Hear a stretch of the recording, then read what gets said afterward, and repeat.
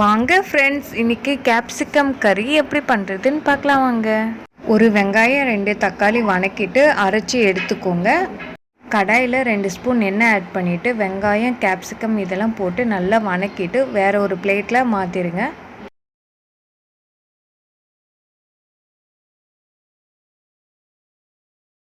இப்போது அதே கடாயில் 3 ஸ்பூன் எண்ணெய் ஆட் பண்ணிக்கோங்க. தாளிக்க கடுகு, சீரகம், பெருஞ்சீரகம் அதாவது சோம்பு ஆட் பண்ணிக்கோங்க. அரைச்சி வச்ச மசாலாவை இப்போது ஆட் பண்ணிக்கோங்க. இப்போது தண்ணி கொஞ்சம் மிக்ஸ் பண்ணிவிட்டு அதையும் ஆட் பண்ணிக்கோங்க. உப்பு ஆட் பண்ணிக்கோங்க. மஞ்சள் தூள், மிளகாய் தூள், மல்லித்தூள் ஆட் பண்ணிக்கோங்க.